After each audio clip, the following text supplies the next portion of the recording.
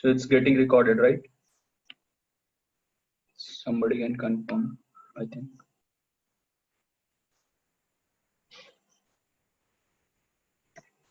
Okay, let's start. So our first problem is like sum of even numbers after the queries. We are given an array of integers, an array of queries are given, and for ith query you will be given this value and this is the index, and you need to add the value to that given index. And then the answer to the ith query is the sum of the even values of array. So if you look here, example, like arrays 1, 2, 3, 4. So at 0th index, you have to add 1. So if you add 1, it will be 2. And after that, you'll have to take the sum of even numbers like 2 plus 2 plus 4, that is 8. So 8 is your answer. Next, minus 3, you have to add at index 1. So if you add minus 3 to this, it will be minus 1. So, I mean, in that case, this won't be 0, 1, right? So minus 3 plus 2 is equal to minus 1. So only 4, I think it was 6 they are giving. Oh, yes. Earlier we have updated to 2, right? So this is 6, and similarly minus 4 if you add to the array, if you see here, when you add minus 4, your array becomes this, and these are the even values for that. So how do you proceed? Like, what are your approaches? So we will have a negative number also, right? Negative even numbers. That also to be considered. Okay. Exactly.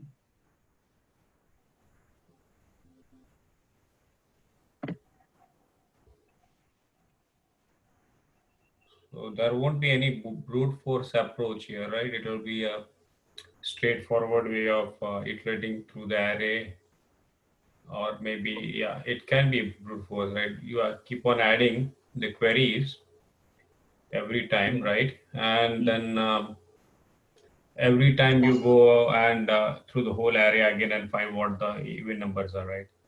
Same thing you can do it for each and every thing, right? Query, yeah, that's right. Yeah. But once you add one query, the next query will again be updated on the modified array. Same. Yeah, that 2 will, I mean, initially we had 1, it will become to 2, and that array will again be used for the second. Yeah. Yeah. So it looks very straightforward, but only we could optimize that to some extent. Yeah. Yeah, brute force will, I think, give runtime timeout, right? Because if you is big, you keep going through the query, and each element you replace, and every time you calculate the even number. Yeah. Yeah, you could optimize that. That is true, or else it will be O(n) square solution. Exactly. Yeah. So how, like, anyone? Yeah. If the other solution is like calculate the total sum. Okay. Go through the n elements of array, calculate the total sum, and then next time when you encounter even number, right? Yeah. So you subtract that by total.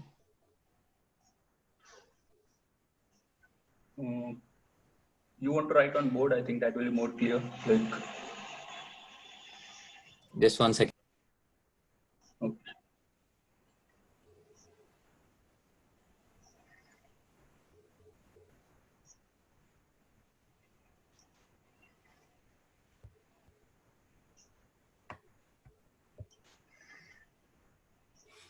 Just 1 second. There is background noise for me. Just 1 second.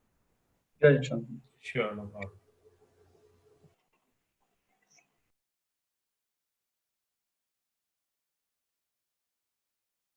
Okay, I'll share a whiteboard. Share.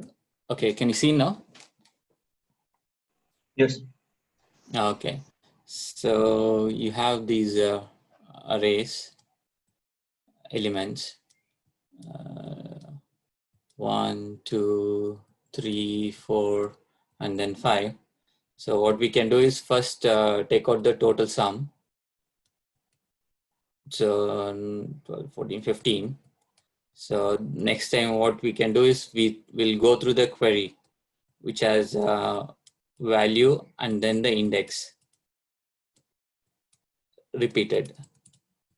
So it has got the value and index. So we'll go through the query. So what we'll do is we'll take the first query, we'll add value to the index of the which is asking, like for example, if this is a of I, so we'll add fi into the v is this one. So we have taken the index from here from the query. So you have taken the value of value at that index, which will give something like, if you have values -1 comma 2, so 0 1 2 is 3, so we get 3 minus 1, which is 2. Okay, so we get the sum. And then what we can do is value.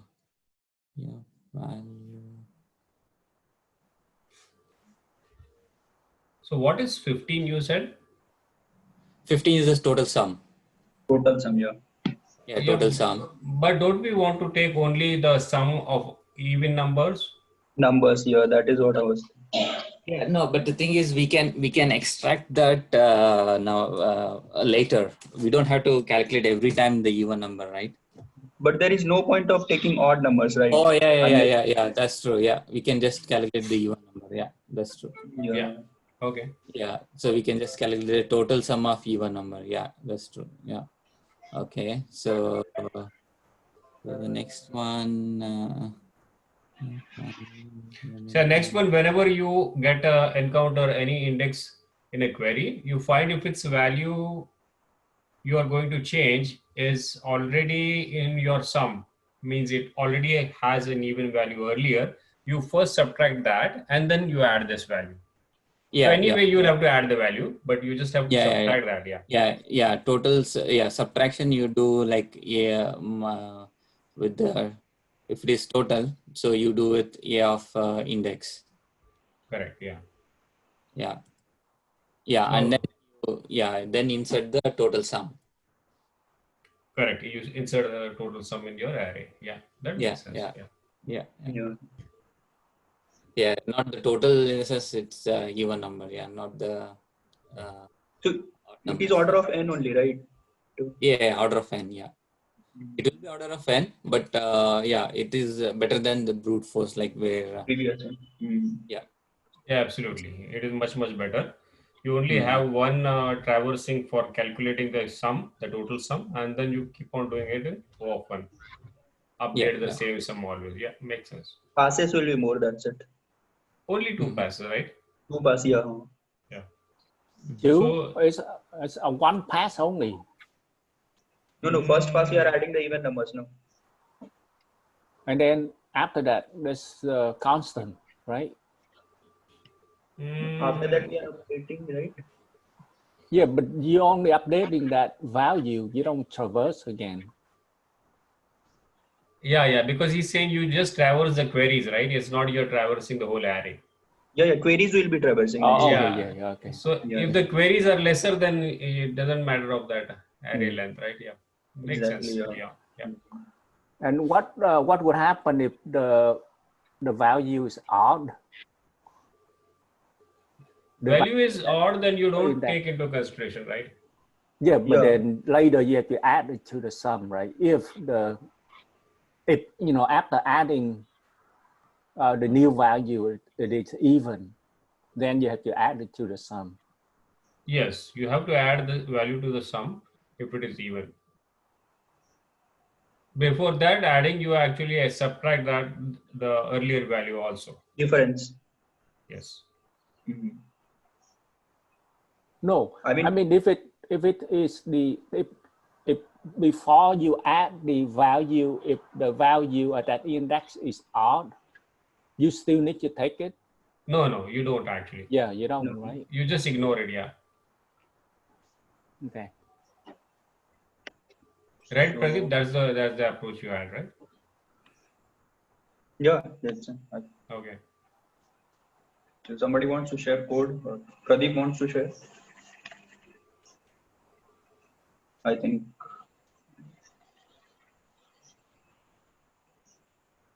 Oh, He's not there. Okay. okay. Oh, okay, I can share 1 second one. Sure. Oh, sure. Sorry. I'm just I have multiple this thing. I don't know which. So can you see? No, we don't. No. Screen 2. Can you see now? No. No.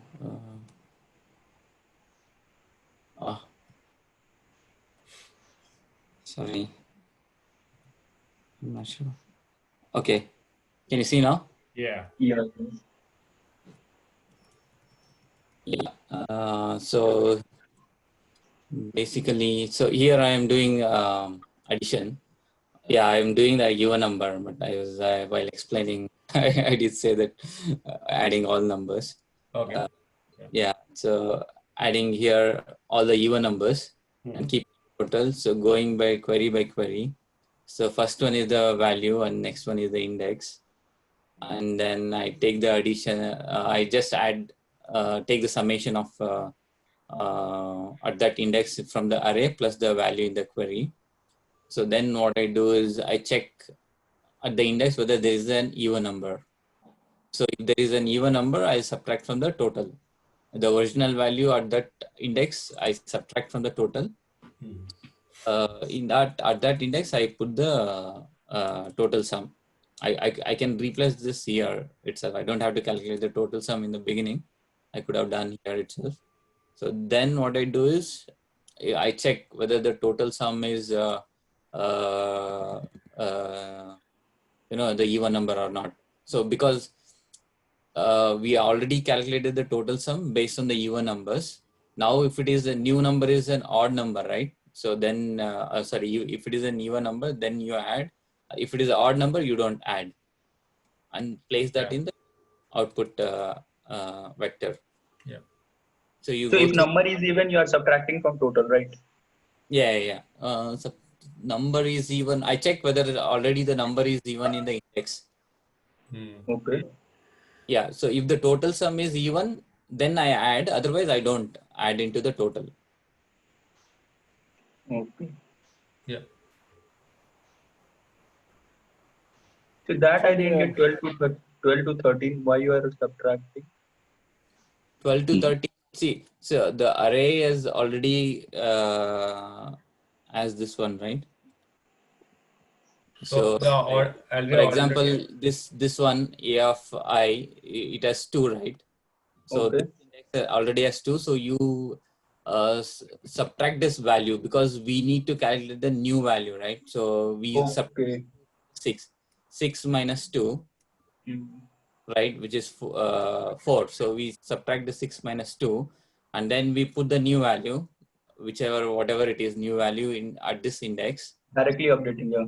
Yeah, and then we see whether the new value is even number. So then we add that even number. If it is even number, like if it is 4, we add it and it becomes 10. So first you update the number and then you perform addition if it is even. Yeah, because anyway we need to update the number to the array, right? So if it is if it is 5, we have to update the new array becomes like 1, 5, 3, 4. So anyway we need to update. So if it is because the sum is 5, so we don't do the addition to the total sum. So the previous one was 2, like the earlier one was 1, 2, 3, 4. So that's why we just subtract, because the new array has only one even number, that is 4. So our total sum will be 4 itself. It will only be for that query. Yeah. Because that array will be used for next query again. Yeah, this array will be used for next subsequent queries. Yeah, that's fine. Excuse me, sir. Mm-hmm. Sir, could you please tell this what does this thing do? Accumulate one thing. Accumulate is addition, is adding all the elements. So I'm passing function to that accumulate. Okay, sir. Okay, sir. Yeah, it's a lambda function. Okay, sir. So you start with 0, right? Mm-hmm. You start with 0 and you go into reset. The runtime still big O of n. Yeah. It is big O of n. It is just using STL. It is using standard template library. Yeah, because it travels through the whole array. Yeah. Get the sum. Yeah. Oh, so you have to return x plus a, otherwise you return a. Okay, yeah. So if it's even, then you return x plus a. Yeah.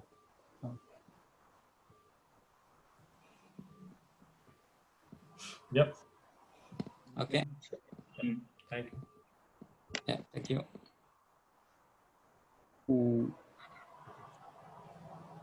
So here, if you see, it's I mean, like what we discussed, I'm calculating the sum of all the even numbers first in your array and walking through the queries and just updating my array so that it would be used subsequently for the next. And what I'm doing, I mean, previous old value I'm calculating if it was even, and new value if it has become even, and difference of those two I'll be adding for the next sum. I mean, the final sum, and that is what I'm appending. So difference I'm just adding by what value it has changed. Oh, okay. Yeah, but like initially 2 was there, new value is 4. So I mean 2 I have already added in the event. So I just need to add the difference. 4 minus 2, 2 will be added. Yep. Yeah, Yeah. That's a different way of doing. Yeah. Yeah. Nice. Yeah. Let's proceed to next one. Yeah. Let's move to next one. So next is like you have to verify the serialization of binary tree.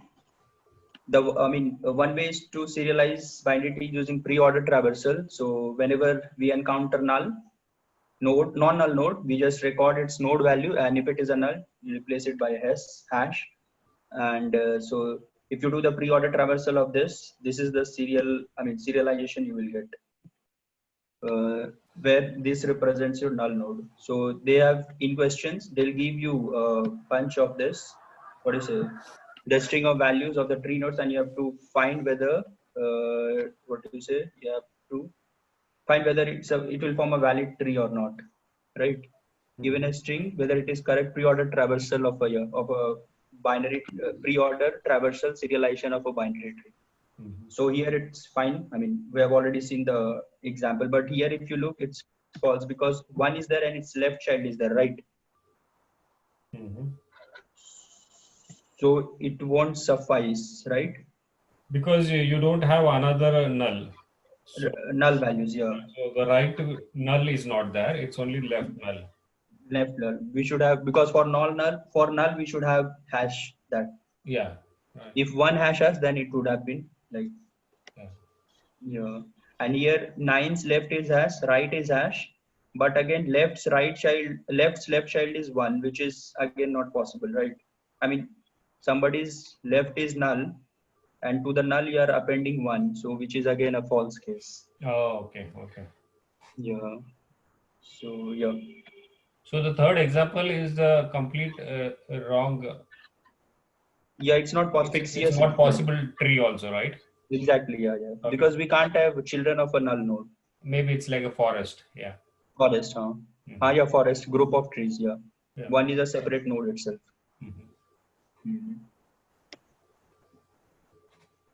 Yeah. So how do you like to brute force? Like what would be the? Yeah, so the input is going to be array of these numbers, right? Strings or something like that. Yeah, node as well as the hash value. Oh, it's a string altogether, which some numbers and then the comma and then the hash. Yeah, okay. Yeah. And that will be always a valid input. The format will always be a valid one. So we don't have to look for any spaces and all those things, right? Yeah. Okay. If it is given, then that's it won't have any space here. Correct. Yeah. Okay. Mm. So what will be the brute force way of doing it is? Yeah, just have a thought process. Sure. Go ahead. So what they are telling is a pre-order traversal. So in the pre-order traversal, we'll have the route listed at first, then left, and then right. Mm-hmm. So uh, let me share my screen so that it Sure. will be.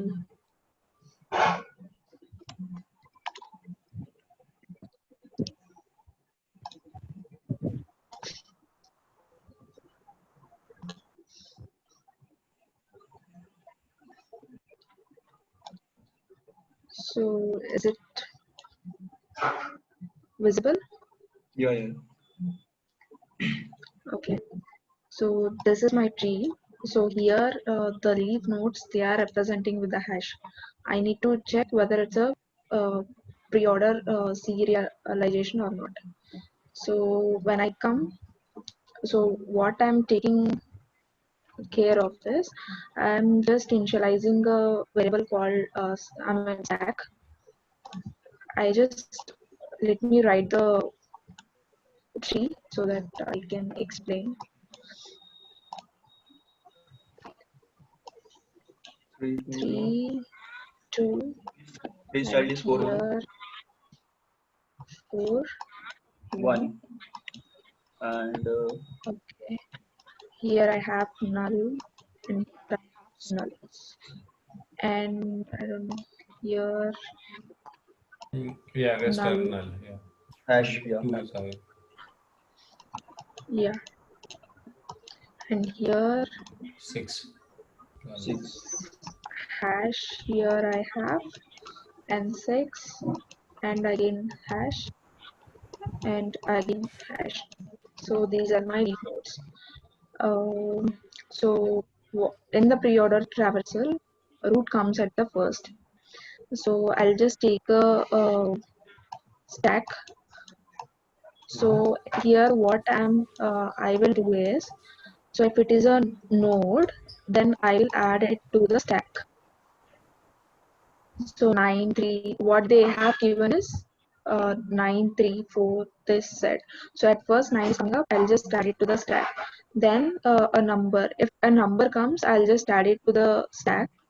So first what they gave is 9, I added, and the next number which is coming up is 3, so I'll just add that also, and the next number is 4, So you're so doing a I'll add pre-order 4. traversal, and whenever you're So hitting a node, here whenever a number comes, I'll just add it to the stack.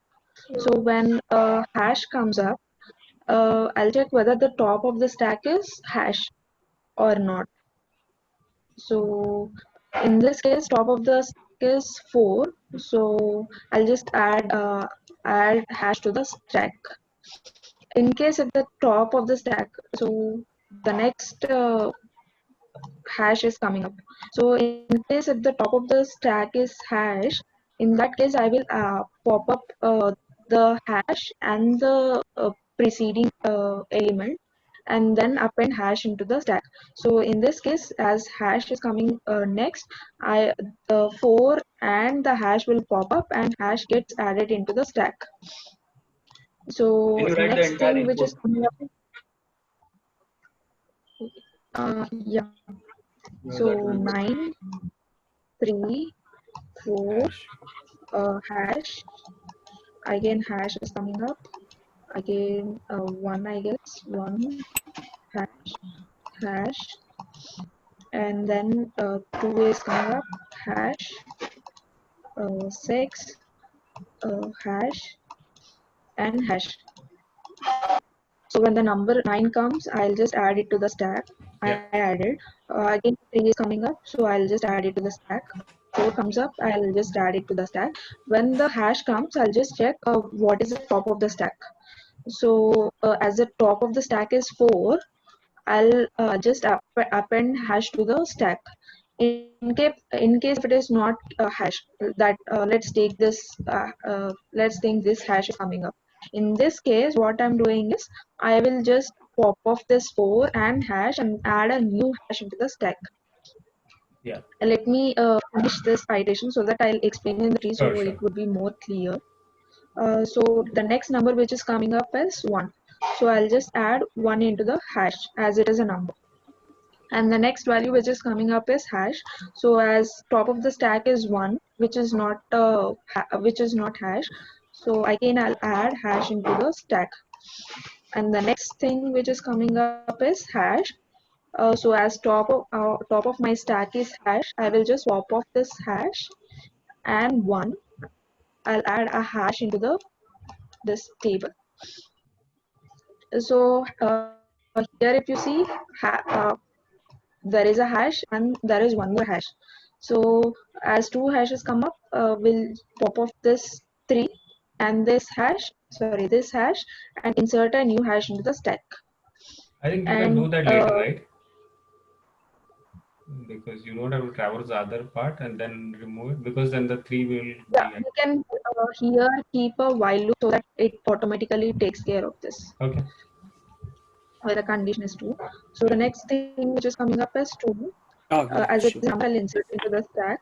And the next thing is coming up. I'll just insert it. Hi, And oh, the hi. number 6 coming up. Hi, Grace. There's a school today? May I ask the student's You name? want to mute? Tracy Nguyen. Let me. No, I just want to know the school today, because today, yeah. Is she in morning Okay. boot camp? Yeah. Sorry. Yeah, we have school today, sir. Oh. We didn't Hello? have any notice saying that we don't have school. So, yeah. So I think you can unmute Nandini and then speak. Yeah, go ahead. You can unmute her, right? I can unmute. Yeah, you can unmute. No? I don't. There is Hey, option. hey Nandini, we are unable to hear you. Can you unmute yourself? Okay, go ahead.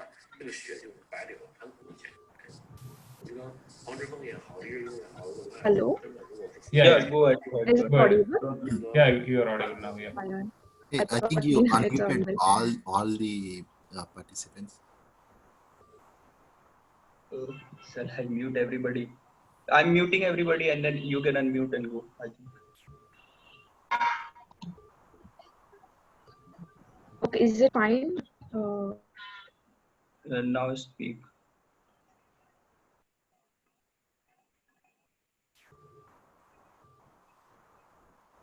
She's not. Unmute yourself, I think.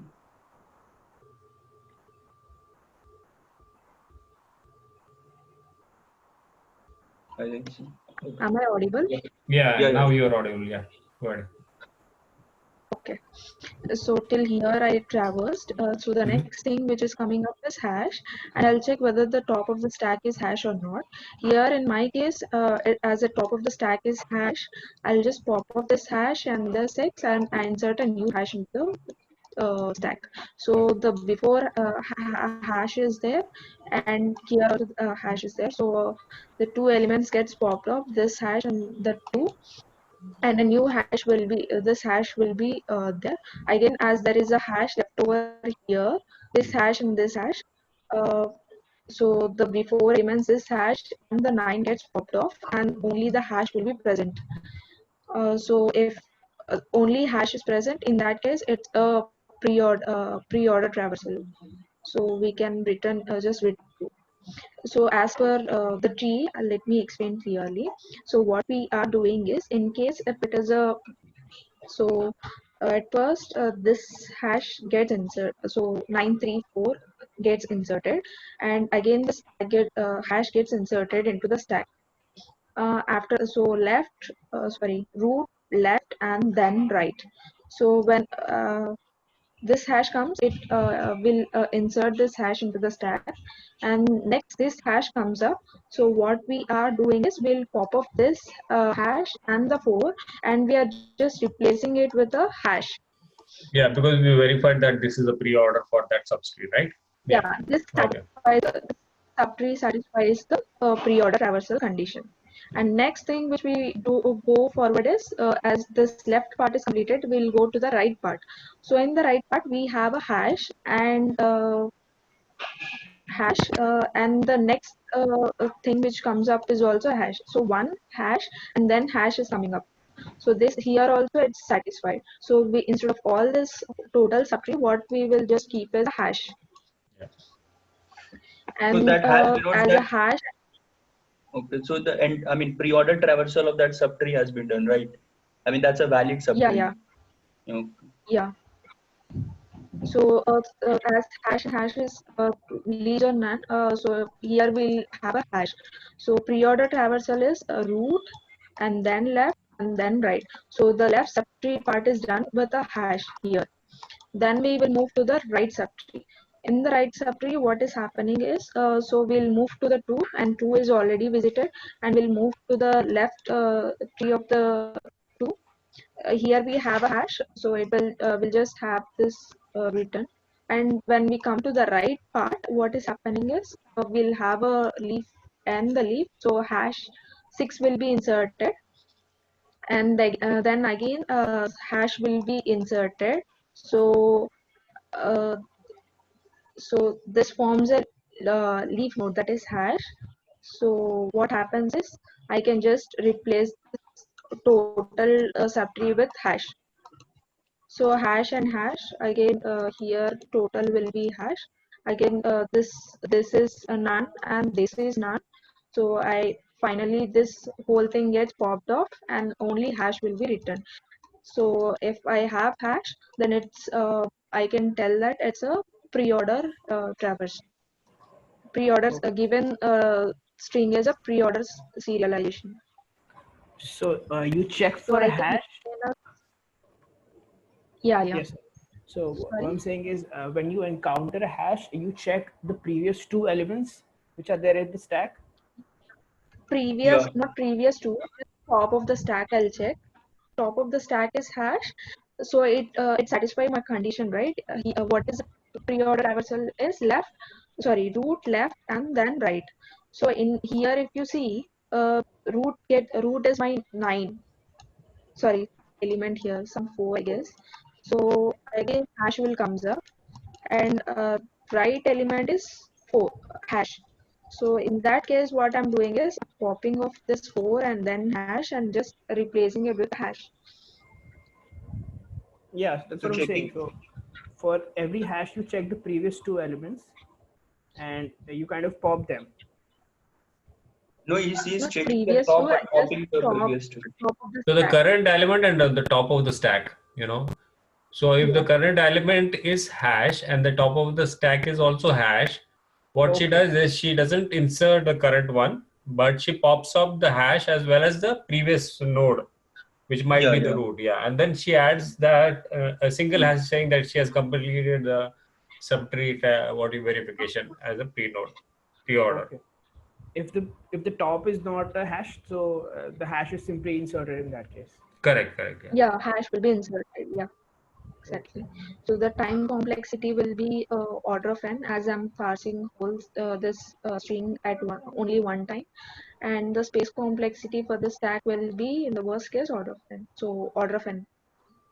Time and space complexities will be order of n. Yeah. Hello. Yeah. Hello. Yeah, ma'am. Yeah.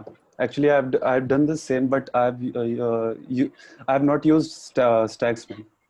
And I guess it's done in O of n and O of n in terms of time complexity and O of 1 in terms of space complexity, I guess. Okay, this problem can be solved in O of n time complexity and O of n time complexity and O of 1 space complexity also. Yes. Yeah, yes, we can use a concept of degrees, right? Degrees. So degree and in degree, is it? No, actually, I don't know. Those special terms of that. Maybe I've just. Okay. Like incoming notes and outgoing notes. Yeah, sure. I'll stop sharing this. Yeah, but this was a good explanation. Yeah. Yeah, exactly. Yeah. Like it was clear. Yeah. It made sense for the whole thing, right?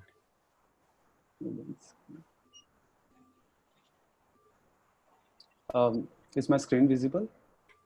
Yeah. Yeah. Yeah, sir. So, sir, basically, I have taken one variable in the initial, and I have initialized it with 1. Okay, and what I have done, I've started traversing. I've started iterating over each an element. So I'll start with the first element, and let's say I'm at 9. Okay, so for 9, I am saying that this 9, this 1 was for this thing. Like there was one this mm, line at the initial, you could say. Okay, this 1 signifies that. So basically, what I've done, when I go to 9, for 9, I'll decrease 1, and I'll make it equal to 2. Okay. You'll add 2 basically.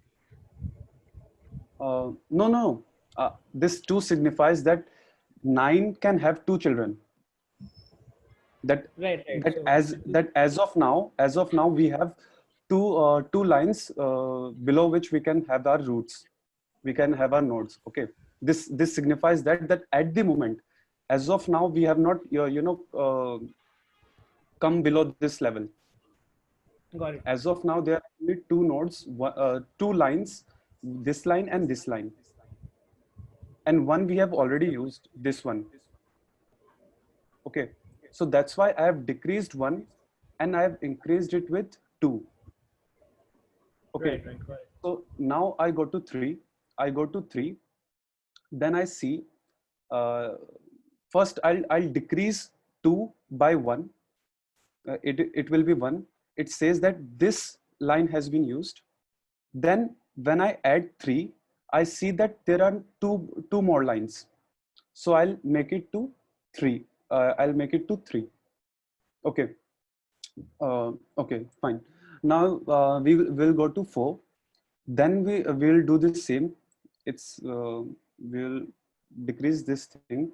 It will be 2. Then when I add 4, I see that we have now again 2 more nodes could be possible there. So I'll make it to 2 plus 4. Okay. So fine. Now when I go to position number 3, I see there is a hash over there. So what I do, I basically decrease the same variable by 1, which will be equal to 3, but I won't add 2 to this, because there can't be children of this node. Am I audible? Yeah. Yeah. So okay, so now I go to this node. It'll do the same. I'll make 3 equal to 2. So this node and this node we are done with that. Now we go to 1. We will go to 1. We'll again decrease 2 by 1. It'll be 1, but then at the same time we'll increase it by 2. So it'll be 3. And then we go to this element. We do the same. It'll be decreased to 2. Then we go to next element, which will be again hash. We'll again decrease it by 1. It will be 1. Then we go to 2. We decrease it by 1, but at the same time we increase it by 2. So it'll be 2. Then we go to next element. It's hash. It will be 1. Then we go to 6. It'll be decreased by 1, and then it's equal, but we'll increase it by 2. So it'll be 2. Then there is a hash. We'll decrease it by 1. It'll be 1. And then there's the last element that is also hash. We'll decrease it by 1, 2. So 0. So at the end, we have to ensure that n is equal to 0. If n is equal to 0, it means that we have used all the possible children, whether it does have a value or it is equal to null. It's like that. Yeah. So basically what I've done, Yeah, basically what I've done, if there is an element which is not equal to hash, I'll increase the value of n by 1. And if there is a hash, I'll just decrease it by 1. And at the end, if that value is equal to 0, that means we have our answer, that is the given input is equal to a pre-order representation. And if at the end we get our answer which is not equal to 0, let's say if that is negative or positive, it is saying that we still do have something like this, like let's say we still have something like this. This area, this position is empty. Example 2, yeah. So here, like, number of null nodes will be equal to number of hash nodes, or what? I mean, non-null nodes will be equal to number of hash nodes. Then only it will become 0, right? Or no. So he's keeping a count every time. He's okay. updating the count based on the hash value. Yeah, and in between, if our answer somehow, like during this iteration, during this process, when we are iterating from first element to the last element, if our value of n somehow crosses below 0, then we will just stop it over there only, because we can't have a value of n negative during any time of this process.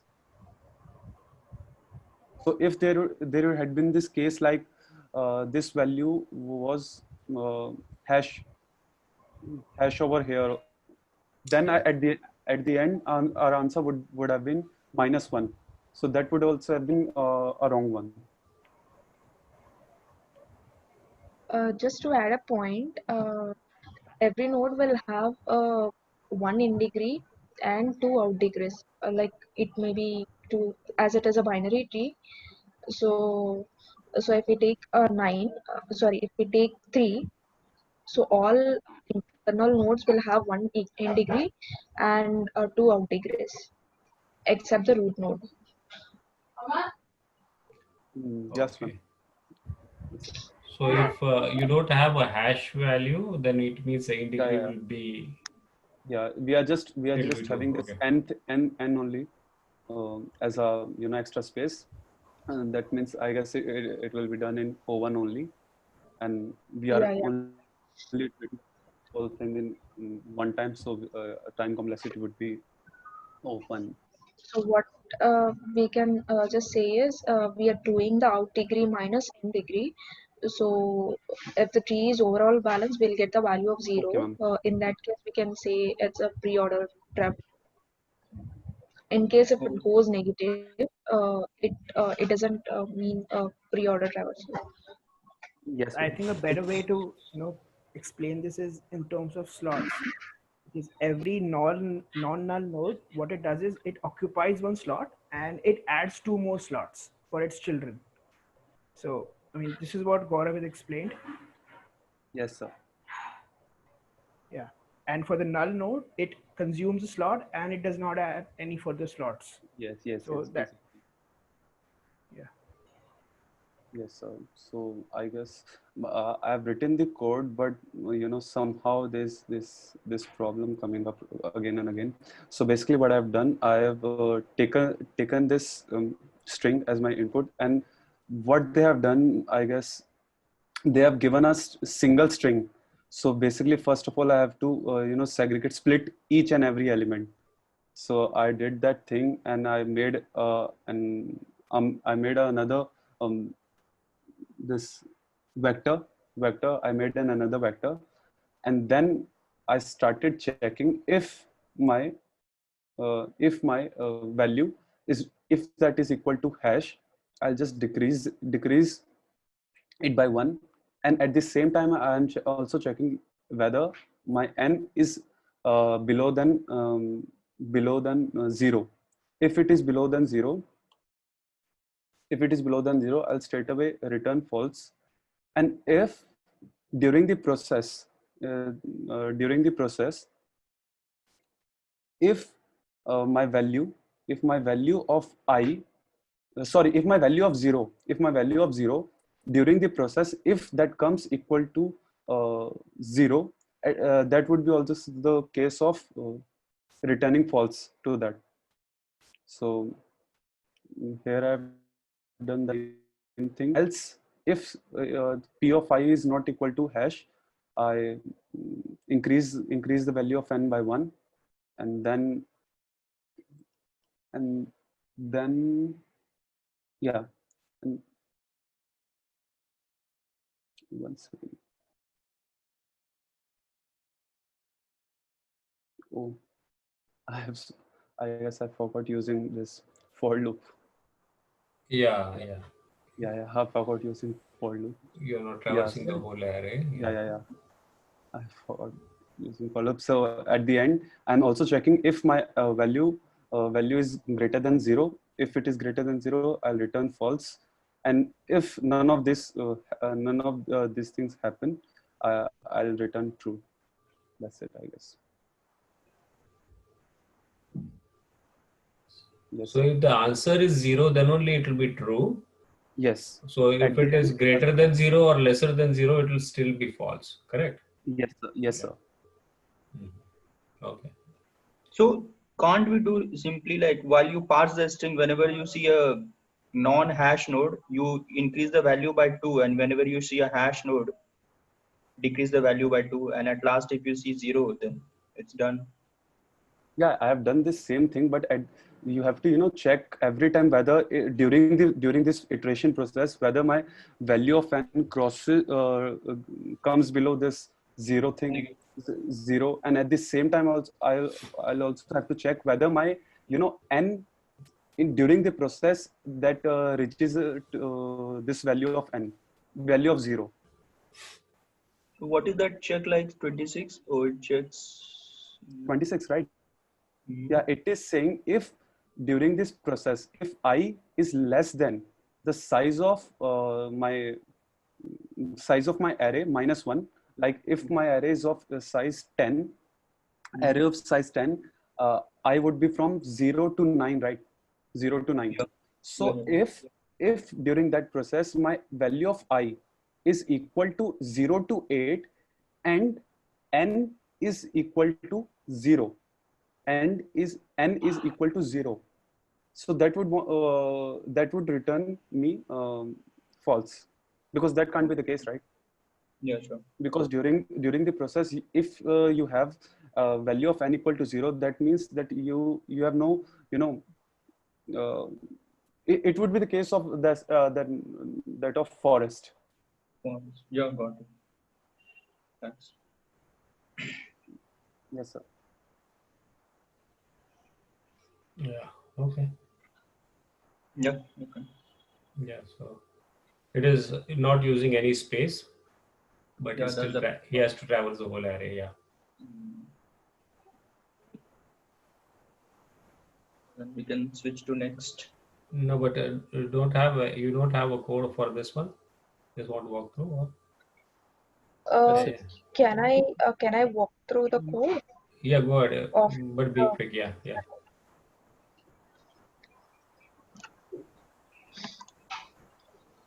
Because his code was incomplete, right? So I just wanted to see if there's something. Yeah, okay.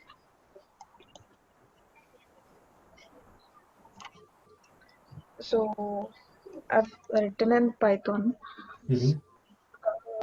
So what that first step I'm doing is I'll just split the string. So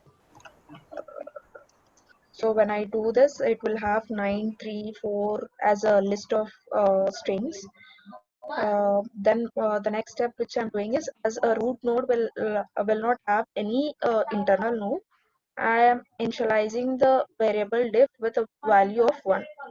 So the next step which I'm doing is I'm iterating through this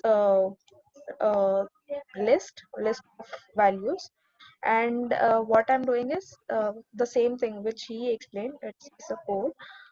So I'm whenever a node comes, I'm just as it has an internal node, I'll just do a -1 of it, and if the other than hash if a number comes, I'm just adding 2. Why I'm adding up 2 is it's because of every node will have a 2 out degrees and 1 in degree. So I'm basically doing subtracting the in degree and adding up the 2 out degrees. So in any case, if the difference goes negative, then I'm just returning the false. If not, at last I'll see if the difference is a value is 0. I mean, if it is 0, I'll just it returns a 2, or else it returns the false. Yeah, that's perfect. Are you checking the last particular character? Could you tell me the line number so that I explain? No, I was going through the solution and they have checked the last character separately. Okay. So So this is the second method, which is taking order of 1 complexity. So I think in this case, she will be getting the last hash also, right? If it's a hash value or whatever. Yeah, hash value also. In this for loop, so what I'm because she's already parsing the string earlier, so she won't have any commas. She will just have either the number or the hash values, right? Yeah, Nandini, correct, right? Correct me if I'm wrong. Yeah, sorry, could you repeat one thing? You in your line number 3, when you are splitting based on the comma, you are actually parsing the whole string. So your whole string will be an array of numbers or hash values. That's the only thing, right? Yeah, like this I'll get. Yeah. It's just 9, 3. So that's the reason she doesn't has to check the last value if it is hash. That is what I think. Like That this was I'll be Harsh's question, right? Yeah. Yeah. Okay. Yeah. So whole if hash comes, I'll just do a -1. So here I'm doing for every node just subtracting a 1. If I don't get hash, if a value comes, that's 9 something. So what they have mentioned is hash represents a null pointer, so it means nothing. Right. So yeah, got it. Yeah, got it. I missed the first line. That's what I got. So, but only on the line number 3, when she's actually doing a split, there is one pass actually, and from the line 4 to 10 you have another pass. But if the way Harshit you said, if it's done, you can do it in still one pass also. But at the end you'll have to check that condition. A small thing.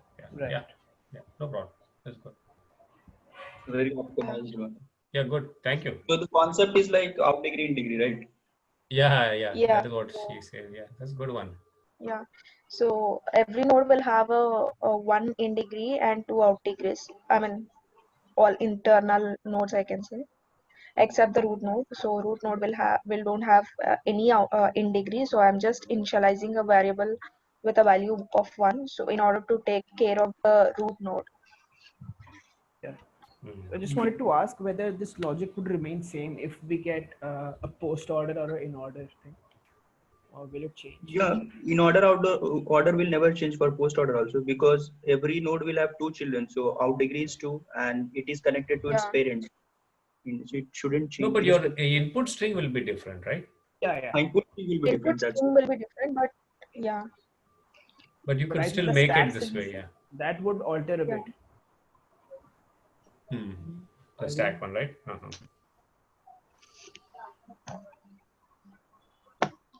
Yeah, that's a good one. Thank you. So what is normal diff here? Why do we put it as 1 at the start? So what it means is like root node will not have any internal node. Rest all nodes will have internal nodes. So I'm initializing a root diff with a value of 1, a root node with a value of 1. So, or else you can just initialize it with 0, and at last you can check instead of let me share my screen. Equal to 0, you have to check if it is equal to 1 or something like that. So here I'm initializing it with 1 and checking if all nodes are passed. If diff variable equal to 0, then it's returning true. the reason why I'm initializing it with a 1 is, so if we take a root, this we call it as a root node, right? So here a root node will not have any in degree, but a root node has out degrees. So if we take 3, 3 has 1 in degree, right? And 4 and 1 has out degrees. So in order to take care of this, what can I tell? Like in degree, as root node don't have any in degree, I'm just initializing it a variable 1. Maybe you can have it with 0, and here instead of 0 you can check it with a value 1. That No, I also think makes sense. if you have a 0 at line number 4, then at line number 6, maybe you need to subtract only for the non-root nodes. Then you need to have some if condition there if the initial value is a node, a root node or not. Otherwise it will hit. Corner case, we are handling it gracefully with diff is equal to 1. Yeah. Now Uday is saying that we should have at least one character in the string, so we are using diff as one. As they mentioned somewhere. See, normally when we think logically, we are processing all the nodes, right? So everything that has to happen should happen in that for loop. So I was just wondering, what was the thought process behind putting diff as one? What actually diff is representing? Excuse me, like it could be you could think like for a root to be there, there has to be some, some kind of hanging. A string should be there to, first at least have a root in our case. No, if that logic, if we say, then if I put diff equal to 0, then my for loop has empty. So you will still have diff equal to 0 at the end. For an empty tree, you should satisfy. No, if let's say what we are doing, we are each step, like when we decrease something, this n difference by 1, what do we mean by that? We are saying that we have used that space. So let's say when we are using the same logic for the root itself, when we insert this 9 thing, when we are inserting that 9 thing, a space should be there. We are still using some space. So at the initial level, we are just saying that this space is equal to 1. We have in the initial we have only one space for the root itself, right? So that's why we are saying that diff is equal to 1. No, I think what you say is correct, Gaurav. But Jaguru's point is also valid, because how do we come with this idea, because if in an interview you can't come with just a number like that. It worked perfectly fine here, but how to come up with such tricks? Because this is a very important one, or else you'll have to do a lot of if and else inside the for loop. Yeah, to avoid that, I think. Yeah. But Uday is saying diff is 1 because there has to be at least one character in the string, and the empty tree can has a hash value, right? Let's say this whole this whole array is a part of another big tree. Okay. Let's think it like that. Okay. So for this 9 to be inserted, there has to be a space, right? In that array, in that tree itself. Let's say this. Yeah. See, this tree itself. Let's assume this tree itself is a part of another big tree. And if we are inserting that 9 as a child of some node, so there has to be a space, right? So we are assuming that space, we have one space. So we are signifying that one space with saying with assuming difference diff equal to 0, diff equal to 1. Sorry. So in that case, logically, we should create a space as we process a node. Yeah. Because what should be the answer for an empty tree? If I have an empty string. Okay. So yeah. So the string will just have a hash value, right? Yeah, I guess As he you has a said, point. No, I think We could Jagrut do is saying something if like, it's a complete empty, no values. He has a point. He has a point in that we could use that thing like at the initial level we could check if our string is empty. If our string is empty, then at the same time we are not having a root, right? So then we'll just return return our answer, right? Okay, so that's a Empty special tree, case, right? Yeah. empty tree will so also be given. we can Right. let me add a point. So Because if we it are is an using empty string, it will have a hash value. As they said, null node will have a hash value, right? So hash Yeah. representing a null point. So in case if it is they gave a string as so nothing is present, that means no root is also present, we will have a string with hash. So in that case also we are initializing diff with a variable 1, and the next step which we are doing is we are parsing each and every node of it. So when hash comes, we are doing diff equal when a node comes, we are doing a -1. So finally diff will have a value of 0, and when it is as diff equal to 0, it just returns true. So So we are em- saying that empty string is invalid input here. yeah, It has to be a hash. Yeah, it has to pass. That is what Yeah, it yeah. looks like. Yeah. Yeah. That's the I don't point. think so. They have mentioned that right anywhere, right? But empty tree, how will you represent hash only? No. But have they mentioned? We are assuming it, right? So I mean, hash representing a null pointer they have written, right? So yeah, empty. I think it's implicit information, not explicitly they have Okay, mentioned. let me just quickly run a test case and see if we can have an Sorry. empty So if string it is and a what it null says. node, we record using a sentinel value such No. as hash. Let's put an empty string in test case. Okay. Yeah. No, yeah, it doesn't work that way. Yeah, okay, no problem. Yeah, you can put. Yeah, you might have that one. Yeah, go ahead.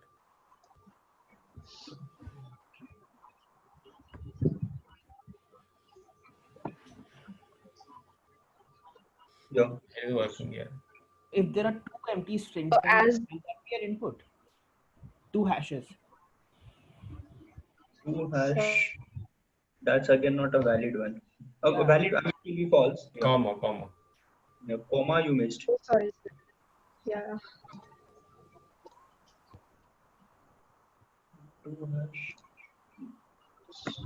false. This will be false, right? Yeah. Yeah. Yeah. Oh, yes. Yeah. Yeah, it's working. So even empty string is working. Yeah, so they are saying empty string is not valid basically. Yeah.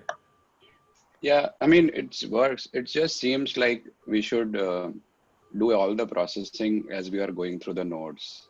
Otherwise, it's little hard to come up with the one number. Yeah. Because we are processing, right? And we are saying, yeah, each, basically from what I heard, each non-empty node or each non-null node, we are adding 2 slots. And for each, otherwise we are deducting a slot. So Yeah. when we see root, we should create 2 slots. When we see hash, we deduct 1 slot. But maybe this works. I just was curious how did we decide that? That's very important actually. But I would say in an interview, I would first go with the stack-based solution, what she discussed earlier. Yeah. That is the best way to actually come up with and present it. It might be easier also to do it. If the code is more, yeah. But this will be very tricky to do that because if we'll get stuck up, the same thing what Jagrut is asking. If we ask why diff is equal to 1 and why not 0, right? Something like that. Or just a hash string, it will return true, right? Yeah. Just hash, right? Yeah, it should be true. If you have just hash, then it has to return true. So they're saying that if we check that if this tree is a full binary tree, then that would be a valid preorder. In the chat he has mentioned. Okay. But I think if I just thought of a counter example, if the string is like 3 hashes, then that would be a full binary tree. But I don't think that is a what? It will be invalid, right? False. Invalid. But if we go by Uday's suggestion of checking the tree whether it is full or not. No. I have a different. I mean, so here you have considered the root as null, right? I mean, Comma you when you kept hash, it means that the root is itself null. But if root itself is null, the left and right can't have any child, right? Yeah, I got it. But I mean, we can expect any sort of string, right? No. I have written a solution, but it's a different one. If it is a hash, it treats it's like a null. Okay, so you're not going down for it, searching its children. Yeah. I mean, I implemented it as a recursive way. Yeah, it's false. Correct. Do you want to quickly share that, Uday? Sure. Yeah. Yeah, thank you. This was a good one. Yeah. Yeah.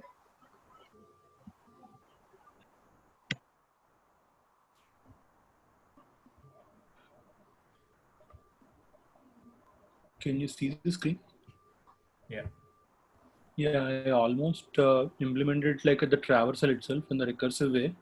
And as someone Jagruth has mentioned, empty string, I thought empty string was an valid tree itself and return true itself, but somehow the test case was not there. And so I split the tree by comma, and then I'm checking whether it is a full binary tree or not. And after the traversal, that the whole string is completed or not. So whenever you at a particular node, you check whether that index. So I'm passing an index with the whole traversal. So at 9 it will be 0, and 3 it would be 1, and so 0, 1, 2, 3, something like that. Yeah. Yeah. So if it has already been exceeded, it means I don't have that. I mean, for the second case, I expect the root has the root is a node. So left and right has to be there. So there has to be a hash or something extra, hash comma 6 or something like that. So that is what I was checking. So if the index has exceeded the array length, it means it's a false. It's not a full binary tree. Okay. And if it is not a hash, it means that the node is existing, and we need to check for both left and right subtree. And if it is a hash, it means it's a null, and I can just return directly. Okay. So if it is hash, then you just say return true. Yeah. But you don't check for. No. It traverses the whole tree actually. So at 9, it checks this happens. The if condition happens, and we go into left and both right subtree, and we check both 3, 4, 1, and these all, and 2 hash 6 as well. Let me explain the 1 and hash. That will explain you better. So initially the index is 0, and the tree we start the traversal with 0 index, and this is not hash, so it's a non-empty node. It's a non-null node. So it has to have both left and right childs. So even hash and even hash is treated as a node. So after 1, I go to the left subtree. Here it's a hash, and the index is 1. So I directly return true, and it comes to the 1 again. Now I pass. Now I go to the right subtree. Here I will check. I will have that index is already exceeding the array length, and I will return false. Okay. Yeah. But if we had a test case like 1 hash. 1 hash. So your 11th line should actually, line number 11 should. Yeah, it will. This is a wrong one, right? Yeah, it's an invalid case, right? Yeah. Yeah. So the left itself will Return false tell from there. you it's a wrong subtree, and you will directly return false. Okay, from there itself. Okay. So you're taking care of that also. Yeah, no problem. Makes sense. Yeah, but I think this will be a better way of even doing it because we at least know the pre-order traversal, right? But the only tricky thing is you need to take care of that hash, the way you did on 9 and line number 16, 17. So that will be a slight thing we'll have to come up at that time. Because usually pre-order, what you do it everything before you traverse the left and right subtree, right? So you don't come up with this idea also, but yeah, it's slightly better, much better than that one, though. Number 1. Yeah, please share this code, Uday. Yeah. Chat. Okay. Yeah, thank you. Yeah, this was quite elegant. Yeah. So we can switch to next, right?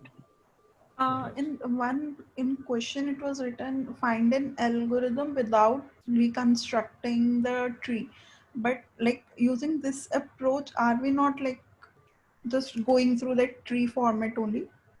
But we are just recursing. We are not constructing a tree. So tree constructing means you take a tree node and then you actually allocate the node values and then the left and right pointers, right? They're going through the array basically. See, he's just recursively going through the array. Okay.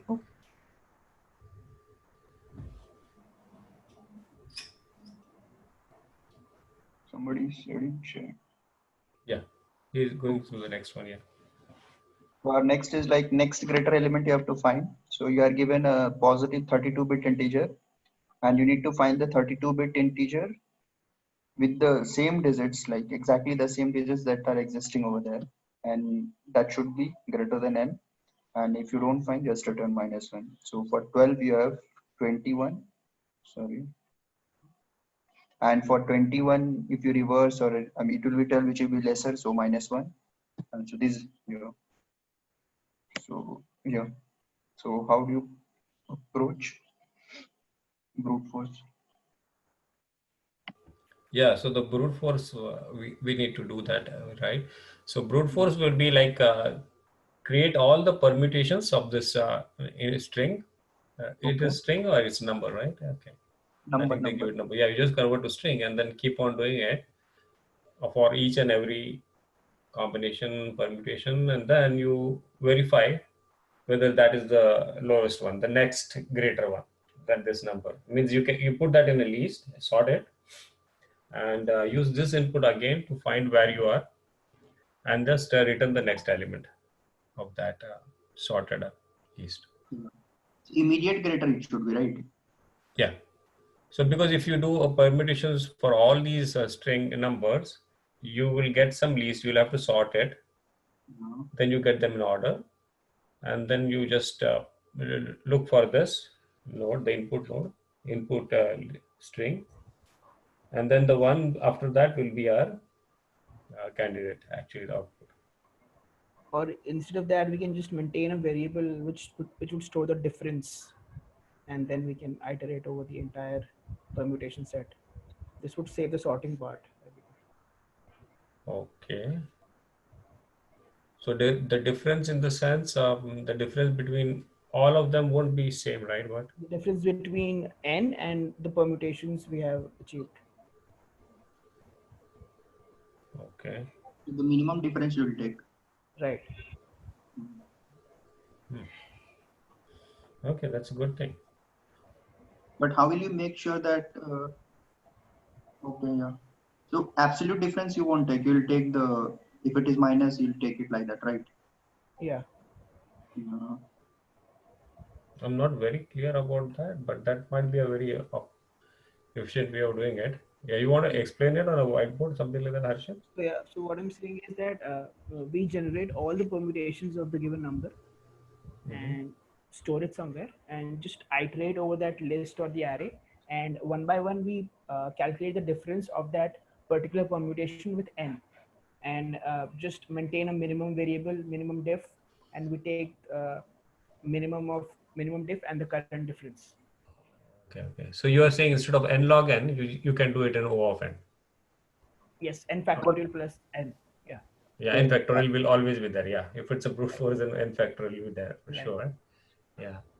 But what will be the best way to come up with creating the permutations in a brute force way? I think because we have to visit every permutation like so, and there are n factorial permutations. So Yeah, no, but how do we construct it like in a brute force? So is the only way to do a recursive way, because that is what they have said in the solution. Is there any other way of doing it?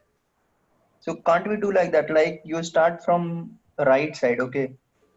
Let's say 1 you reached it. Now you'll compare 1 with 2. So 1 is less than 2. So if you reverse them, whenever you find a element which is smaller than your current one, so if you put it at that place, that would make it greater. Just a thought, like. Yeah, I think that's a good idea. Yeah, you can do that. For example, I was tracing this like 1436. That is the number. No, I haven't done this. I'm just doing it in real time. So if you have 1436, what is the next answer you should get? 1463, right? Because coming from the right has the advantage that we are taking the lowest value. So we are units, tens, hundreds, like that. So we are not touching the bigger digits. Position value still we need to. So if I come from the right in 1436 and I see that 6 is greater than 3, so I swap them as you were saying. So that should give me 1463. But we have to then also, maybe there will be corner cases around. Like if your digits are in descending order, then you won't get anything out of it, right? 654 if it is. If the digit is 999 also, 999. Those cases will have to be handled separately. But again, it will be not a most optimized one, right? No, we are not generating. We are not generating anything here. We are. This should basically run in OD of time. I think number of digits. Yeah, we are playing with the digits, just swapping with the lowest one. But let's see if your immediate is not greater. Like let's say if 352 is there. No, sorry, 356. 655. Can you write it on whiteboard if you share? Yeah. Jagmeet wants to share. I'm actually okay. 1 second. If it is 655, you will return -1. That is because it's a descending. So yeah. Yeah. So you won't find any difference. Which difference will be -1, right? So for all of them.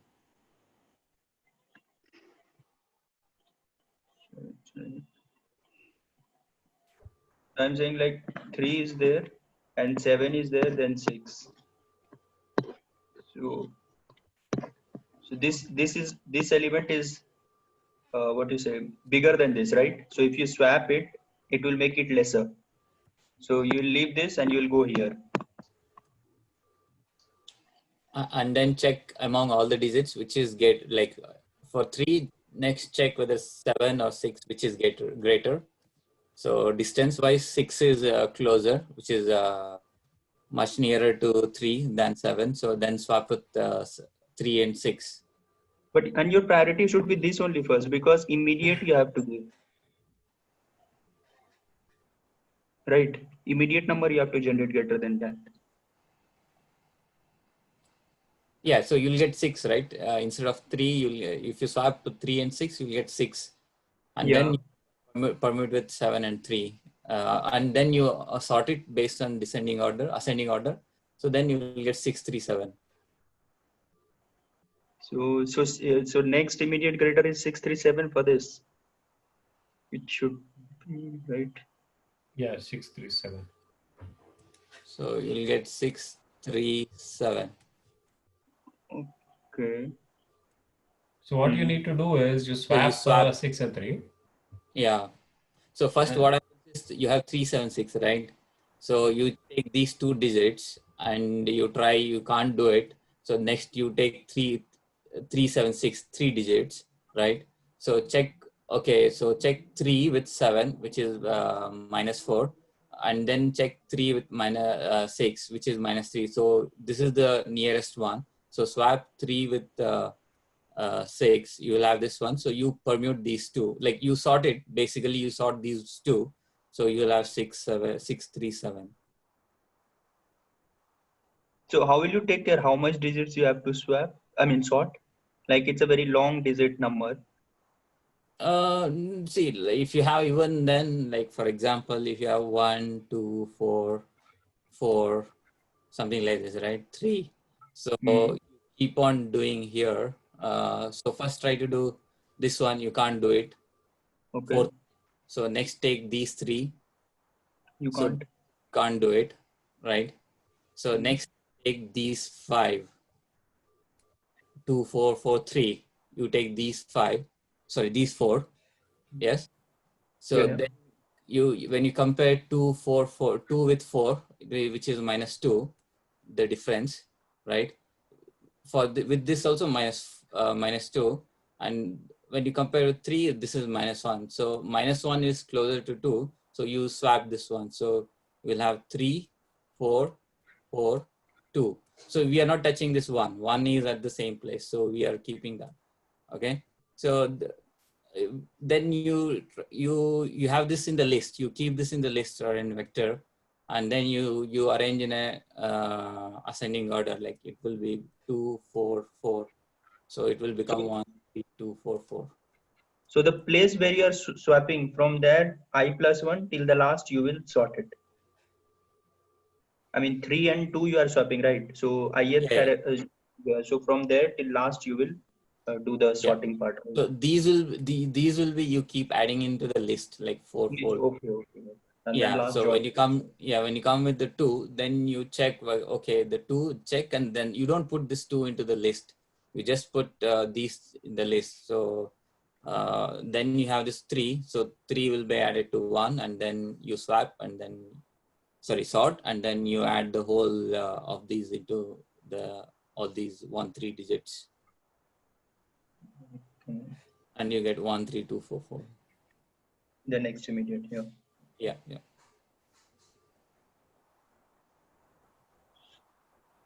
So what would be the time complexity for this again? So number of digits, right? That is what is. Yeah, number of digits. And for sorting also again, I mean d log d, whatever. Let's say n is the total number of digits, and at last you found the one. I mean first. So that is order of n plus again you will sort it. Actually, sorting part, instead of sorting, they are suggesting use just reverse the string. So that will also take No, order if you're using string, so you can use string or number as well. If you use string, which is much faster. Yeah, because for so many processing thing, it's always better to convert to string and then do all this. Yeah. No, but in that case we are reversing, but here we are sorting, right? 3 to 1 will become 1 to 3. But if we sort it, it will be 1 to 3. I mean sorting, reversing. No, only the 4, 4, 2, that you will reverse it. 2, 4, 4. That is what they are suggesting in the solution also. Oh, they are telling. Ascending order. You can reverse it. Yeah, you can reverse it, right? Oh, we can reverse it. Yeah. So take this case. I was just trying to think the sorting versus reversing. Maybe we need to sort, but I might be wrong. So if you take this example, 1, 2, we just write it. Yeah. 1, 2, 6. Right. 1, 2. Somebody. Okay. 1, 2. You only have to write, yeah. 6, 4, 6, 4, 5, 3. 6, 1, 2, 6, 4, 5, 3. Okay. Now, if we apply our algorithm, we will say that I need to swap the last 3 with 2. So now I have at least 1, 3, and then some gap in the middle that I need to fill. And then last is 2. So now if we just reverse that string, the middle part, we will get 5, 6, 4. Sorry, 5, 4, 6. But I think the slower number would be if we had sorted, if we had got 4, 5, 6, that would still be lower. No. You need to reverse the whole string after that, after 3. After 3 or before? So you have found that 3, the 3 is the number that is greater than 2, but it can be in between as well. That 3 can be in between as well. So you need to reverse the whole string after 3. So this is what 1, 2, 3, 5, 4, 6. No. Let's take 1, 2, 6, 3, 5, 4. No. Sorry. The 3 can. I think for this we swap 3 with 4. Yeah, only the last. Actually, the answer will be 1, 2, 6, 5, 3, 4. Correct? 1, 2, 6, 3, 4, 4, 6.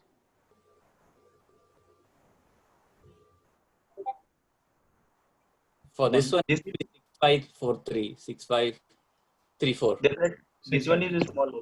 Yeah, because here it is 6 and here at this place you have 3. So it is the candidates for swapping are 3 and 4, right? You need to just swap 3 with 3 with 5, right?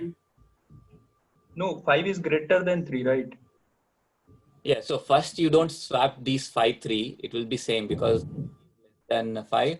So you don't swap. Next you take this 4, 5, 3, right? So there, you check whether this is, so you won't swap again. When you take 4, 5, 3, right? So you swap, you check 4 with 3, you won't swap. So then you check 4 with 5. So you swap 5 and then 4, 3. So then you permute this one. So it will sort. So it will be 6, 5, 3, 4. You will get 5, 3. So answer will be 1, 2, 6, 4. 1, 2, 6, 5, 3, 4. Yeah. 1, 2, 6. So you will be swapping bit 5, 4 and 5, and then reversing 3 and 4 and 3. Yeah, reversing, not sorting. Reversing. Yeah, reversing should be fine actually. I pasted an example. So if somebody. Yeah, sure.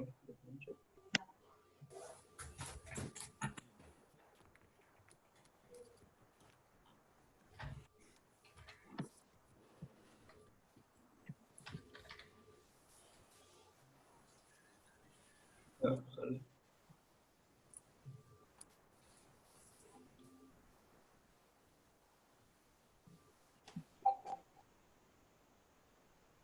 I don't know whether it's best. Okay, I can write it. So you are saying the output will be 1, 4, 2, 3, 5, 6, right? Yeah. Or what is the second number? That is after swapping 3 and 4. Okay, good. So after 4, you need to reverse everything. Right. Because it was almost sorted in the reverse way, right? Therefore, we are reversing it. Yeah. Since it is ascending only, we move till that point. Yeah. Till 3. So 1, 4, 2, 3, 5, 6 is a smaller number. You check because at third, from right, if you go 1, 2, at fourth place it is 6, and here you are having 2. So definitely it will be a smaller than the previous number. So should not be a correct one, right? We need the next greater element, right? Yeah. So how can you? Next greater you want, but if you are changing this digit only, you see, 14, 6, 5, 6, 6,532, and you are writing 2,356. Yeah, for this answer will be 136, right? Yeah. It's a wrong, I think, here. No. The answer, you see, what you're saying is, you first take the input as 136,542. Okay. So if you have that, then what you need to find which is the one candidate for swapping. Correct. Yeah. In that case, the candidates for swapping are 3 and 4. Right. So when you swap 3 and 4, so all the numbers which after 4, that is 6, 5, 3, 2, you need to just reverse it. And therefore is showing that on the third line. But this is not the next. The second yeah, one is the correct. intermediate step. Yeah, got it. I was comparing with second one, but if you compare with first one, it's a greater. Yeah, because here you have 3 and here you have 4 at the second place. Yeah. So it is reversing, not sorting, right? Finally. Because it is already descending, so you don't have to sort it. You can just reverse it. So let's keep something like. So if you take this example, this is a good candidate, to show that you just have to reverse it. That is what he's trying to say, right, Uday? Yeah. No.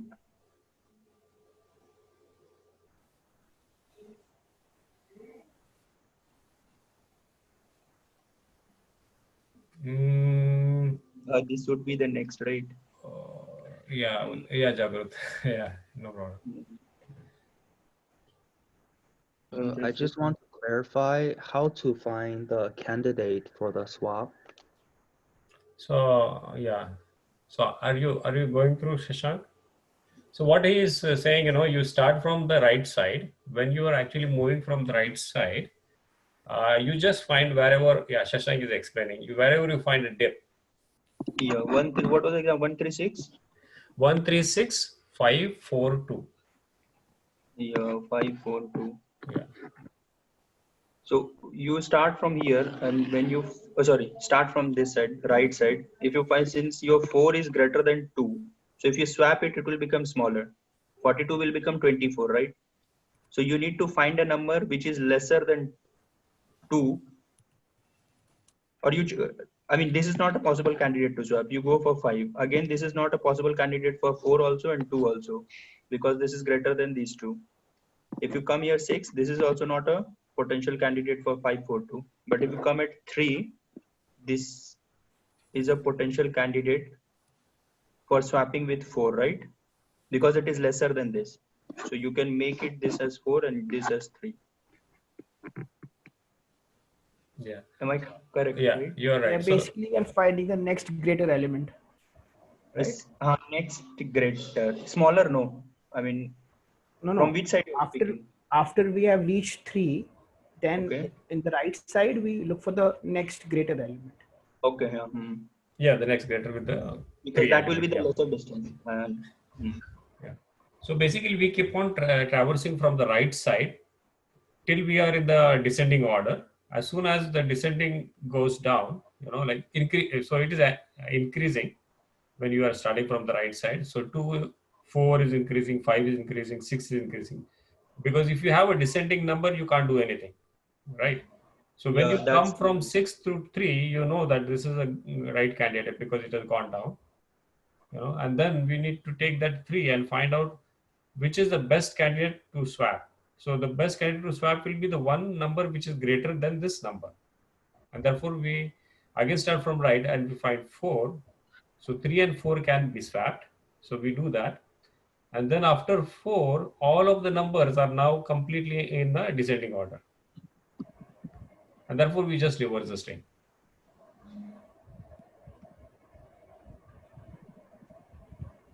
So finally, what did you evolve? Like, would you sort it or reverse? Because in the example which Uday gave, that was like sorting and reversing both will be same only. Yeah, it will be same because anyway you are actually starting from the reverse side. And why are you selecting 3? Because it is not in that descending list from 654, whatever that number was, right, earlier. So therefore you have selected 3. So whenever you are replacing 3 with the other number, still that part of the string will always be in the descending order. And therefore we don't have to sort it. We can just reverse it because sorting requires n log n. So reversing will just be done, often. So but instead of this one, like if you have 5 and 7, right? Then? Yeah, then I think. So can come up with an example. No, the same example if you replace 6 with 5 and 5 with 7. Okay, so if you have 1, 3, 5, 7, 4, 2, right? So you start from 2, then 4, then 7. So now 5 and 4 5 and 7 will be the candidates to reverse. Yeah, candidates. Yeah. So 7 will come here and 5 will go there. Yeah. So 5, 4 to again in the reverse way. So this is like you're finding a next permutation of a given number. Yes. So now you will sort it, right? From here to here. I mean, reverse it. You reverse and reverse it. So it will be. But again, Can you're we that sorting. is a good one because 999, 999. Sorting and reversing both are same only here. yeah, that is what when we actually do it that way, you will always get a descending order string, and you don't have to sort it. You can just reverse it. Okay. Yeah, sorry. Who said 999? Yeah, so I think I got it. So for 999, we would have the answer as -1, right? Yeah, all are equal. Yeah, all are equal. Right? Yeah. Right. Okay, so it was a good discussion. So at least we came to know why we have to sort and why we have to reverse and why we don't have to sort. So it will always be in a descending order, right? Yeah, therefore we come to that value, correct? Right, because basically we are choosing the next greater element. So all the other elements would be larger than. Exactly. So here, irrespective of sorting, but better to use reversing because that will optimize your. Yeah. Right. Good point. If somebody wants to share some. Okay, he's asking to run 193766. 193. 7. So there's no 3 will be. 19376. So you start from 6. 6 and 6 you go. Then again 7 is fine. Then you come to 3, right? Yeah. So then you take 3 and you'll have -1. No. So you have 3, right? You have 3 candidate. Then what is greater than 3 will be 6, right? 3 after greater. We need to find something greater than 3 will be 6, right? So if you just 6 and 3, if you you get swap, 6. Yes. Yeah. So then if you will get 196 and then you will have 367 something like that, right? Yeah, you'll sort it now. Yeah, reverse just reverse it. Yeah. So which 6 did we choose? The first 6, the very rightmost 6. Right. Again, it is a smaller one, right? Because here you have 7 at 3rd place, and here you have 3 at 3rd place.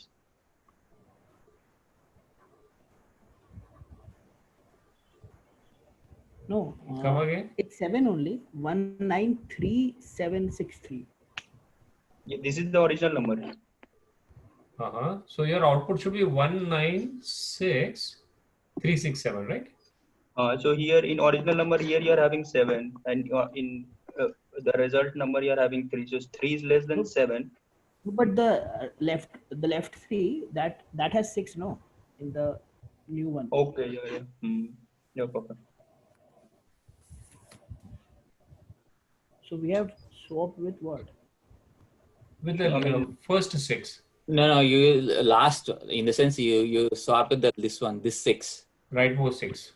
Yeah, rightmost 6. Yeah. Yeah, rightmost 6. No, this one. Yep.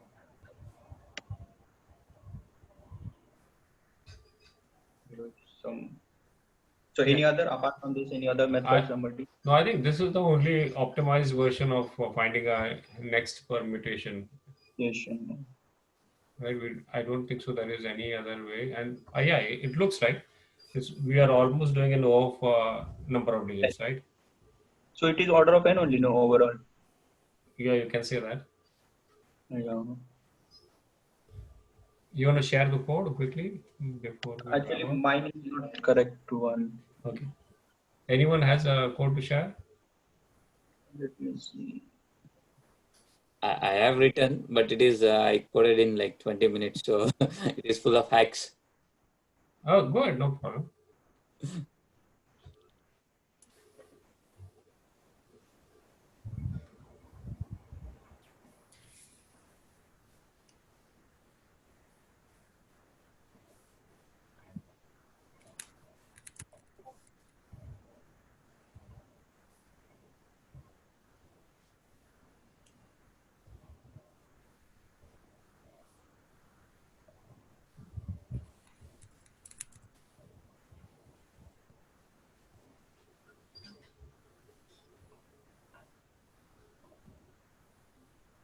Is someone sharing? I think Pradeep shared, right? No, but mine is not done. Like it's not very optimized. It's fine. Okay. In discussion, I have. Numbers. Okay, I'll share it then. No problem. So you want to share, Santosh? Yeah, I'll just go. But mine is also not very well written, but it works. Yeah. So okay, this is the discussion where I've seen now. So this is the length they are, I mean, first they are converting to a string, and string is converted to list. I mean, list will contain string of numbers. So here they are calculating the length of the nums, and they are starting from right, what we were doing, and they are checking if nums of I minus 1 is less than nums of I, what we were doing, right? Yeah. Yeah. So in that case, he'll come out of the loop, and I think he will swap. This is the number to be replaced. This is the number. I mean, he's capturing the index of it.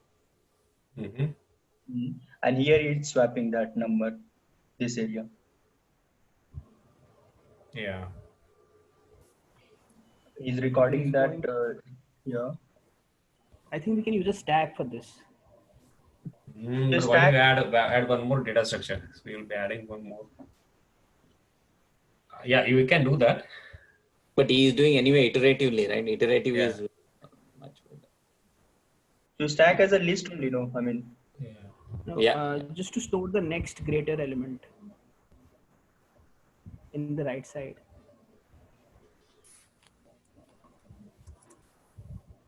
Yeah, maybe. So, and this is what he's sorting. I mean, what you say, from there onwards, from the point I plus 1. I mean, from where you slept, one greater than that index is sorting it. But we should reverse, I think, because it will take more time. Yeah. My reverse one also works. That should be fine. We can reverse it. Here, sorting because he's replacing with the first element. He finds as soon as he breaks, right? So first element itself, like if you have double 6, he's replacing the first 6, not the rightmost one. That's why he's sorting. Okay. I think that Good catch. That would be right. So which area you have found? I think we should replace with the rightmost. Yeah, we should replace with the rightmost, but I don't know why. I think we have maybe skipped one point. When we are going, so in the first example, we took 1, 3, 6, 5, 4, 2. Remember, we basically swapped 3 with 4. Even though the last element was 2. So we are actually doing some bookkeeping. We are not just blindly looking for the last, we are not comparing just with the last element as we traverse. Because 3 no, which is bigger. We are not comparing with last element itself, but we are comparing with the bigger one. Yeah. 4 is bigger than 3. So your next 2 is not bigger than 3. So we don't swap with 2. We'll swap with 4. Yeah. So where did we keep track? So as we move, where in the code is he keeping track of that? As I have moved along, the biggest. Oh, the previous one? I don't know, but. See, because it's not just the biggest element also blindly. Because in that example, if we just see that 1, 3, 6, 5, 4, 2, we have more elements also bigger, right? We have 5, 6, all came bigger. The first bigger from the right side. Correct. So that we have to track somewhere, correct? It has only 2 for loops, right? One for loop, you find the one which you are going to have a dip, okay, from the descending number. And then the second one, you actually again start from the right side and look for a number which is greater than the candidate which we have recently selected. That's only then you just swap it and then you reverse the other side. Only 3 operations to be done. Yeah. Okay. Is there any way to optimize that part? Like, because I feel if the dip is very big, then it makes sense to go from right to left. But if it's a small dip, then maybe you search from the left to right. Okay. Or maybe So you're not. trying to add a twist to that. Yeah, that And might be possible. logically, Because earlier we were doing it that way, right? Always going from the left side. yeah, but because we want the next greater element, I think it makes sense to go from the left. Next Sorry, greater right. element. Right. Yeah. Yeah, this is perfect. Actually, it works well. That is true. But actually, what he's saying also makes a point. Like if you have a bigger string, maybe a very big number, and if we are given a string instead of a number, so then how do we do that? Yeah. Convert to ASCII code and then no. That maybe. However bigger, it won't be bigger than 6 string length, right? 9 string length, because it's a billion. The int is 32 bits. But if you have a very big number, like just a string, it can be a bigger string also. Not an input as an and the integer or average long. case remains the same. I don't know. And you only should have an answer for that then. Yeah. Research for that. If we do sorting way, sorry, I did not catch. What do you mean by big string? Like even big string, the number is represented string, right? So the 2 power 32 is billion. So you will have 9 strings. Sorry, 9 characters. Like, 9 or 6. Basically, the maximum you'll have 9, 6, 3, 9. Okay. Yeah. If you are looking as the number types, what we are representing, instead of that, if you have some string value, which is like 1,000 characters long, It can't be, right? Integer is if they will represent number in integers. Sorry, numbers in string. So that will be like 10 in string, 10 they will represent, right? So you'll have 2 characters. I think some languages, I think Python and Java also, right? They handle big numbers. I don't know what it is. Yeah, Python by default it will handle. Like, you won't specify the type. That is based on assignment. Even in C++ also, if you do auto, you will handle based on the assignment. But we still have a limitation there because actually. Yeah, because here here the integer, the input is the integer. If you have 64-bit, then again, yeah. But let us ask Hani what he means by optimization. So he might have. Oh, like what happens? What if like after you find the 3, right? The rest you sort it first, and then you can do a binary search to find the next greater element, and then you do the swap, and then since it's already sorted, you just keep it. Yeah, I think what he's saying, code I saw in that people are using binary search, but I don't know how it's. Yeah, that is possible because it's a descending. It is possible. Yeah, it is possible. Binary search. Yeah, and we have to find the rightmost. Like we have to give preference to the right. Oh, the binary search with the rightmost preference. Okay, I got that point. Right. So I didn't get why, how, I mean, where will you use binary search Because the sequence is sorted, no? So and you sort the rest once you find the candidate, right? Once you find the dip.